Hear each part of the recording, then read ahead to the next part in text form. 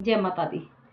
पिंडज प्रवरारूढ़ा चंद्रकोपास्त्रे कैर्युता प्रसादम तनुते महम चंद्र घंटेति विश्रुतः। माँ दुर्गा जी की तीसरी शक्ति का नाम चंद्र घंटा है। नवरात्र उपासना में तीसरे दिन इन्हीं के विग्रह का पूजन आराधन किया जाता है। इनका यह स्वरूप परम शांतिदायक है और कल्याणकारी है। इनके मस्तक में घंटे के आकार का अर्ध चंद्र है, इसी कारण इस देवी को चंद्र घंटा कहते हैं। इनके शरीर का रंग स्वर्ण के समान चमकीला है। इनका वाहन सिंह है। हमें चाहिए कि अपने मन, वचन, कर्म एवं शरीर से शुद्ध होकर विधि विधान के अनुसार माँ चंद्रघंटा के शरणागत होकर उनकी उपासना आराधना में तत्पर हों। उनकी उपासना से हम समस्त संसारिक कष्टों से छूटकर सहज ही परम पद के अधिकारी बन जाते हैं। तीसरा अध्याय, महिषासुर का वध। श्री मेधा ऋषि बोले, महिषासुर के सेनापति चिक्षुर ने जब यह देखा कि हमारी सेना तो इस प्रकार मारी जा रही है, तब उसमें बड़ा क्रोध उत्पन्न हो गया और वह स्वयं भी अंबिका के साथ युद्ध करने लगा। युद्ध में जाकर उसने देवी जी पर बाणों की इस प्रकार वर्षा की जैसे मेघ सुमेरु पर्वत की चोटी पर जाकर जलधारा बरसा रहा हो। तब देवी ने उसके धनुष तथा ध्वजा को भी काट दिया। फिर बाणों द्वारा उसके सारथी घोड़ों को मार डाला। फिर झटपट उसका धनुष और ऊंची लहराती ध्वजा काटकर नीचे गिरा दिए। जब उसका धनुष कट चुका तब अपने बाणों से उसके अंग भी बींध डाले। उसका सारथी एवं घोड़े मर चुके थे और धनुष कट चुका था। तब वह बिना रथ के पैदल तलवार ढाल लेकर देवी के रथ की ओर दौड़ा। तेज तलवार से सिंह पर जाते ही प्रहार कर दिया। फिर देवी जी का वाम भुजा पर जोर से प्रहार किया। हे राजन, जो ही उसकी तलवार देवी की भुजा पर पड़ी त्यों ही टूट गई। फिर असुर ने क्रोध से लाल लाल आंखें करके त्रिशूल पकड़ लिया। दुर्गा जी पर उस दैत्य ने त्रिशूल डाल दिया। वह त्रिशूल इस प्रकार चमकता जैसे कि आकाश से सूर्यमंडल गिर रहा हो। देवी जी ने अपनी ओर आते हुए त्रिशूल को देखकर उस पर अपना त्रिशूल चला दिया, जिससे वह त्रिशूल सैकड़ों टुकड़े में परिवर्तित हो गया। साथ में उस चिक्षुर महादैत्य के प्राण भी निकल गए। जब महिषासुर का बलवान सेनापति मारा गया तब देवशत्रु सामर हाथी पर बैठकर आ गया और आते ही उसने अंबिका देवी पर शक्ति का प्रहार किया। श्री देवी जी ने हुंकार द्वारा ही तेजहीन कर उसे जमीन पर गिरा दिया। अपनी शक्ति को गिरा हुआ देखकर सामर को बड़ा क्रोध आ गया। उसने पुनः त्रिशूल का वार कर दिया। त्रिशूल को भी देवी जी ने बाणों द्वारा काट डाला। तब सिंह उछलकर हाथी के मस्तक पर जा चढ़ा।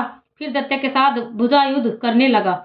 वे दोनों परस्पर लड़ते लड़ते उस हाथी पर से नीचे पृथ्वी पर आ गिरे और भयंकर प्रहारों से परस्पर युद्ध करने लगे। तब बड़े वेग से सिंह ऊपर को उछला और ऊपर आकाश से नीचे की ओर गिरते गिरते पंजों के प्रहार से दैत्य चामर का सिर धड़ से अलग कर डाला। क्रोधित देवी जी ने शिला एवं वृक्ष आदि से युद्ध में उदग्र को मार डाला। फिर कराल को भी अपने दांतों, मुक्कों एवं थप्पड़ों के द्वारा ही मार डाला। क्रोध में परिपूर्ण देवी ने गदा की चोटों से उद्दत को भी मार गिराया। बिंदीपाल शस्त्र द्वारा वास्कल तथा बाणों द्वारा अंधक एवं ताम्र को मारकर यमलोक भेज दिया। त्रिनेत्रधारिणी देवी परमेश्वरी ने उग्राशय, उग्रवीर्य, महाहानु नाम के दैत्यों को त्रिशूल द्वारा मार गिराया। तलवार से विडाल का सिर धड़ से अलग कर दिया। दुर्धर और दुर्मुख इन दोनों को बाणों द्वारा यमपुरी पहुंचा दिया। इस प्रकार अपनी सेना का नाश होता देखकर भैंसे का रूप बनाकर महिषासुर उन गणों को डराने लगा। कुछ एक गणों पर अपने सिंगों से वार कर दिया, दूसरों को सिंगों से फाड़ डाला। कुछ एक को वेग द्वारा, दूसरों को सिंहनाद द्वारा और घूमने से अन्यों को श्वास वायु द्वारा पृथ्वी पर मार गिराया।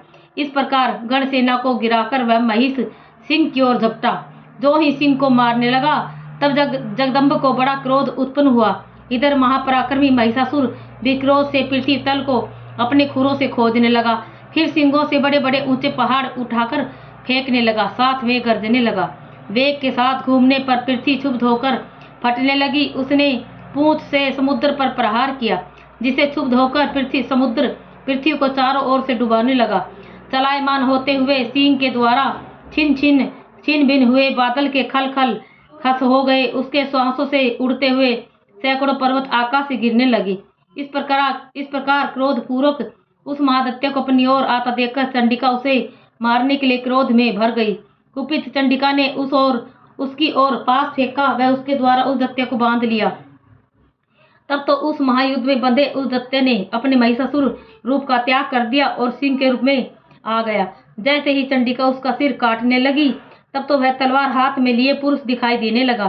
तब शीघ्रता से तलवार ढाल वाले उस पुरुष को अपने बाणों से देवी ने बीन डाला। अब वह एक बड़ा हाथी हो आया। अपनी सूंड से देवी के सिंह को खींचा, फिर गर्जने लगा। उसके खींचते समय अपनी खड़ग के द्वारा देवी ने उसकी सूंड को काट दिया।